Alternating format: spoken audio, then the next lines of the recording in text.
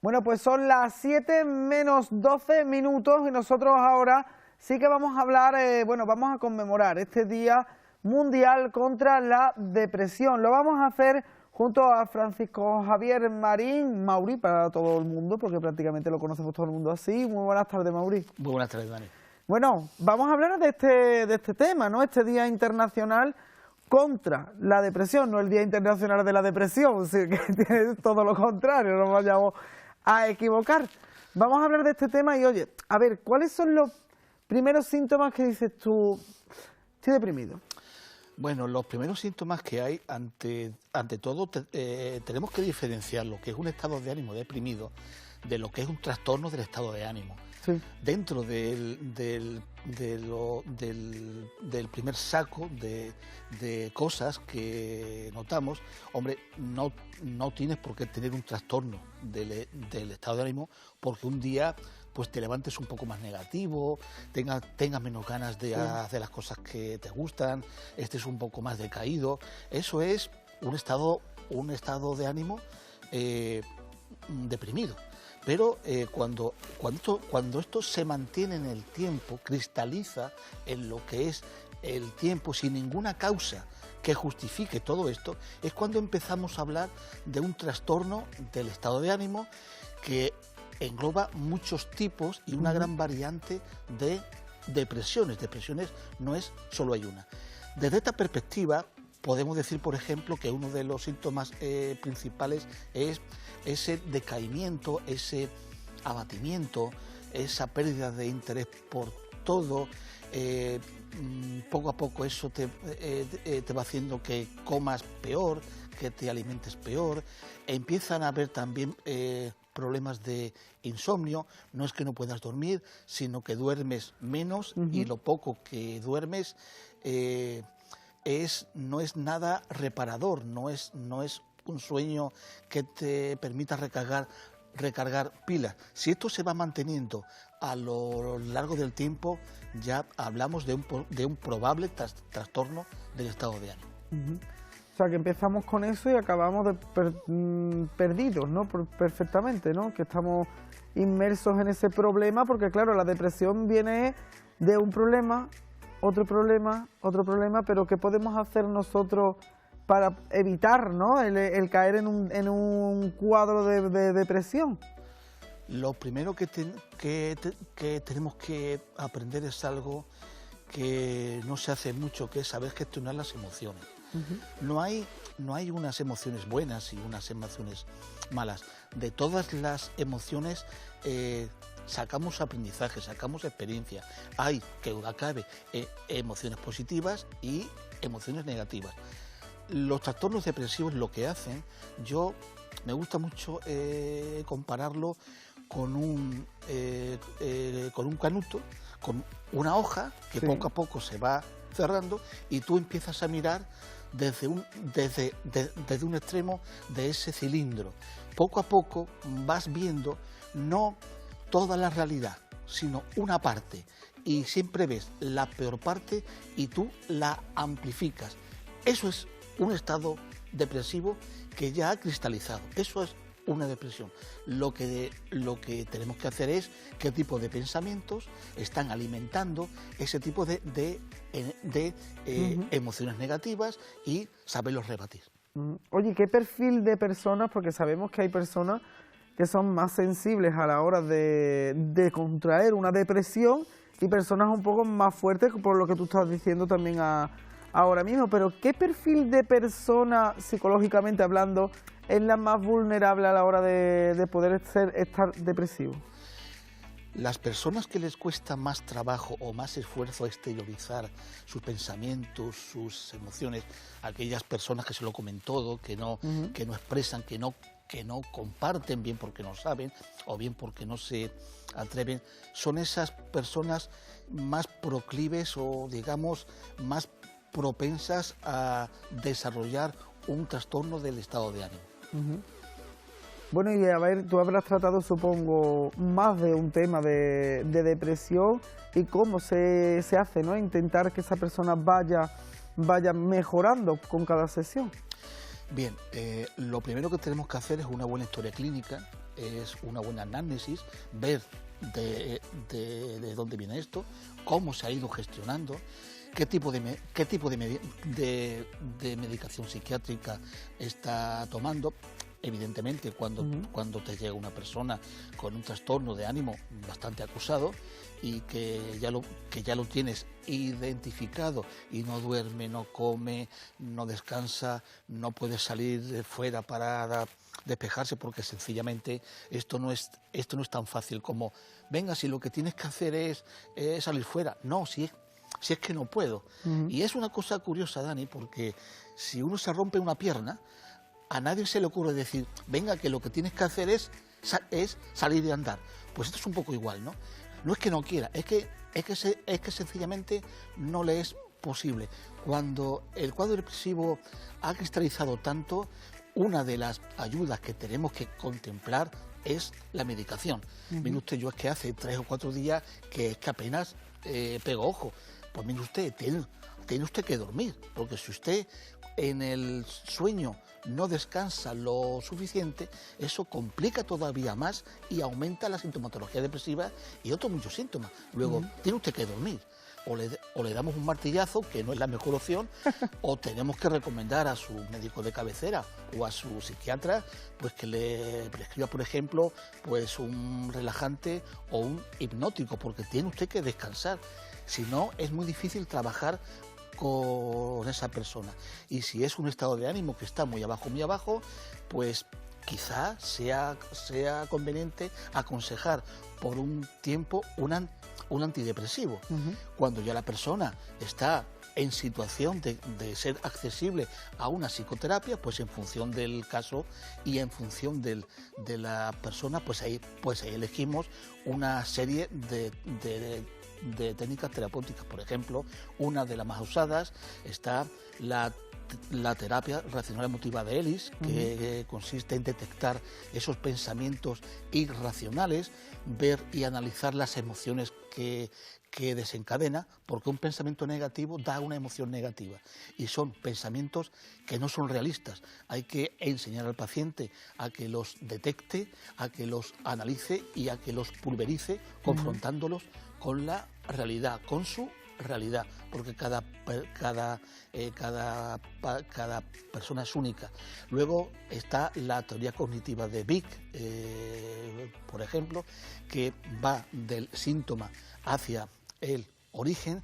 Si es una depresión con sintomatología ansiosa, pues es muy interesante entrenar al paciente a unas técnicas de relajación. En este sentido, la técnica de relajación muscular de Jacobson suele ser bastante interesante, ¿no? ¿Y cuáles son, Mauri, las depresiones más comunes? ¿Existen después de una separación, por ejemplo, después de la pérdida de un familiar, por ejemplo? No sé, ¿cuál es la depresión más común, por ejemplo, que tú te has encontrado, ¿no? Personas que vienen con depresión y que prácticamente el origen está en ese motivo. Las depresiones más frecuentes a las que yo he tenido acceso, que yo he estado como psicoterapeuta, son esas depresiones que son depresiones reactivas, que vienen como consecuencia de algún tipo de pérdida de un trabajo, pérdida de un ser querido, una ruptura sentimental. Son estados de ánimo que son normales que se hayan provocado, porque es una situación de pérdida, y ese estado de ánimo deprimido que hemos comentado antes, que es normal, pues es un mecanismo de defensa perfectamente válido. El problema es cuando eso se hace estable, cuando tú empiezas a construir la realidad con ese esquema depresógeno. Entonces, ese suele ser uno de los orígenes más frecuentes. Otro de los orígenes no tan frecuentes que desencadena en un cuadro depresivo son situaciones traumáticas infantiles. Esto es más extraño, pero también te lo puedes encontrar en consulta. O sea, traumas infantiles, pero ya dan la cara bueno, cuando ya tenemos 30, 40 años o más, puede ser. Claro, porque es que tenemos que entender que todo esto, todo lo que hacemos, lo hacemos gracias a que debajo del cráneo tenemos una cosa que se llama cerebro. El cerebro no elimina nada. El cerebro se compone de materia y de información. Y esa información, toda la información, él selecciona cuál le es útil y cuál no. Pero la que no es útil no la elimina y ya está, sino que la olvida, que es diferente. Y esa memoria a largo plazo se va almacenando en una estructura muy antigua que tenemos, una de las más antiguas, que es el sistema límbico. Ahí es donde se van almacenando todos nuestros recuerdos. El recuerdo de cuando éramos niños, cuando jugábamos, cuando el perro del vecino me mordió, todo eso se va acumulando ahí. Pero de buenas a primeras, pues hay un hecho que es un hecho neutro de nuestra realidad cotidiana que activa ese cerebro que, por así decirlo, está ahí oculto, está ahí inconsciente. Y ese recuerdo es el que empieza a influir en la forma que tenemos de construir nuestra realidad. Claro, empezamos a construirla mal. Llegar a ese recuerdo es lo realmente difícil, pero claro, se llega. Madre mía, pues anda que buscar en el baúl de los recuerdos en ese momento, sin una cosa que ni tú te puedes pensar y llegar ahí a la clave, eso tiene que ser un buen trabajazo, ¿eh? Es un trabajo arduo, pero cuando das con el origen, porque una cosa es lo que mantiene un cuadro psicológico y otra cosa es lo que lo está manteniendo. Quizá una cosa sea lo que ha originado eso, pero otra cosa es todos los factores que están manteniendo ese cuadro. Son dos cosas distintas. Y bueno, Mauri, ¿cuáles son los periodos del año en cuanto más personas cogen, bueno, cogen no porque eso no se coge, eso te lo creas tú mismo, ¿no? Podemos decirlo así, una depresión? ¿Qué periodos del año son los que la gente está como más depresiva? Eso depende de la cultura que estemos hablando y depende de la época del año, como tú bien dices. Los inviernos en zonas aisladas, en zonas que se cierran, que se autoaíslan, son los más proclives en mantener este trastorno. Pero claro, tampoco podemos olvidar que Japón, por ejemplo, tiene uno de los índices más altos del mundo en cuanto a suicidios, que es una de las complicaciones más serias, que tiene un cuadro depresivo. En el año 2021, pues 29.000 personas en el mundo se han suicidado, y en España estamos manteniendo una media de suicidio de 3.000 personas al año. Curiosamente, en el año 2020 esta frecuencia bajó porque nos tuvimos que encerrar con nuestras familias y ahí no se podían llevar a cabo muchos planes suicidas, ¿no? Pero es un problema serio que no se arregla con medicación psiquiátrica. En muchos trastornos depresivos se necesita una psicoterapia que duda cabe que en unos tipos de depresión más endógenas, que tienen su origen en trastornos en una segregación deficiente de neurotransmisores cerebrales, que duda cabe que ahí se necesita pues una medicación psiquiátrica casi de por vida, ¿no? Sí o sí, como un paciente diabético, ¿no? Pero hay otras muchas depresiones que no se arreglan no se solucionan con una medicación psiquiátrica. En muchos casos la medicación psiquiátrica son esas muletas que tú te pones mientras el hueso de la pierna que te han escayolado cura, pero una vez que te curan y tal, tienes que serlo bastante valiente para dejar las muletas y no acostumbrarte a andar con ellas. Ese es uno de los problemas que hay. Claro, es que unas pastillas te pueden ayudar, pero el que te ayuda eres tú a ti mismo, ¿no? Exactamente. Muchas veces tenemos la creencia de que en el fondo es una idea mágica. La pastilla mágica que me va a hacer a mí sentir peor. Los problemas hay que resolverlos. Las puertas abiertas, los conflictos, hay que solucionarlos. Sencillamente porque si tienes un equilibrio roto tienes que trabajar por otro equilibrio mejor, mucho más complejo y mucho más adaptativo. Y esto únicamente se da con un trabajo interior intenso. Bueno, y a la hora de reconocernos nosotros, creo que tengo un poco de depresión, necesito ayuda profesional antes de que vaya a más. ¿Cómo podríamos nosotros detectarlo? Aunque yo creo que es complicado detectártelo, porque si tú mismo te lo niegas, es que no te lo puedes detectar hasta que no te encuentras en el agujero, por decirlo así. Claro, mira, yo siempre digo una cosa, siempre digo lo mismo. El arquitecto de la inteligencia es el lenguaje. O sea, y dentro del lenguaje, la palabra es el bisturí del psicólogo, es la herramienta que te permite diseccionar, ¿no? Tenemos que tener mucho cuidado con el lenguaje que decimos, porque nosotros pensamos con palabras y con símbolos. Intenta no hacerlo, verás cómo no puedes. Entonces, lo que regula nuestro cerebro es la palabra. Vale. Tengo un poquito de depresión. Yo todavía no he conocido a nadie, a ninguna mujer que diga, creo que estoy un poquito embarazada. O lo estás o no lo estás. O tienes depresión o no la tienes. Un poquito embarazada. Sería complicado, ¿verdad? Bueno, pues o estás teniendo un trastorno del estado de ánimo que está empezando. Llevo una semana levantándome mal, durmiendo mal, en mi vida cotidiana me va bien en el trabajo, me va bien con mi pareja, me va bien con mis padres, con mis amigos, no tengo ganas de salir. Si eso se mantiene, paz, estás teniendo seguramente el principio de un problema. Ahí es donde se tiene que actuar.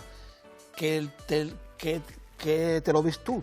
Ahí también está nuestro sistema educativo, ¿no? El cómo tú reconocer tus estados emocionales, que realmente está llegando un momento en tu vida cotidiana que son las emociones las que están regulando tu actividad profesional o tu actividad interactiva con los demás. Cuando esto pasa o te lo dicen, pues evidentemente cuanto antes te pongas en manos de un profesional, mejor, porque menos tiempo vas a tener que estar en una psicoterapia y va a ser mucho más rápida y te vas a encontrar mucho mejor. Yo algunas veces me lo digo a mí mismo. Me dice, hablar solo es de loco, ¿no? No es que esté loco, al revés. Yo algunas veces hago algo o no me encuentro bien y digo, ¿qué estás haciendo, Dani? ¿Qué haces? Venga ya, ¿sabes? Y yo mismo me doy los ánimos, ¿sabes? Yo mismo hablo conmigo. Eso es muy sano. Y muchas veces me río de mí mismo porque digo, hay que ver, digo, pero bueno, mira, ya estoy bien, ¿no? Pues ya está, pues para adelante. Perfecto. Yo muchas veces hablo conmigo, me digo cosas, digo, ¿qué estás haciendo? ¿Qué haces? Sí, mira, esa es una forma muy interesante porque de alguna manera paras, frenas, haces un paréntesis y ahí analizas, reflexionas, porque es la única manera de que con el estrés que tenemos encima, como no pares un poco y empiezas a analizar y te des tu tiempo, como no sea así, vas acumulando cosas, vas tragando cosas y eso más tarde o más temprano te acaba por pasar factura. En fin, bueno, pues Mauri, yo creo que nos ha quedado un poquito claro lo que es el tema de la depresión, cómo podemos canalizarla, si nos vemos con alguno de los síntomas, ¿no?, que ha estado comentando antes. Ayuda profesional, yo creo que es lo mejor, que bueno, hay gente que tiene una psicología fuerte, que además que se ve un poco como yo, que hablo conmigo mismo, ¿no? Sí, perfecto. Que no le hace falta ayuda o que es capaz de canalizar ese principio de depresión de alguna manera. Todo el mundo sufrimos estrés, todo el mundo sufrimos cansancio, tenemos problemas familiares, problemas con los amigos, problemas en el trabajo, todo el mundo tenemos problemas, pero lo importante es saber canalizarlo de una forma positiva. Exactamente, tú lo has dicho. Pues muchísimas gracias, Mauri, por haber estado con nosotros hoy. Gracias, y creo que lo vamos a ver la semana que viene otra vez, porque a mí me encanta cómo habla. Encantado, con muchísimo gusto. Dani. Muchas gracias, buenas tardes.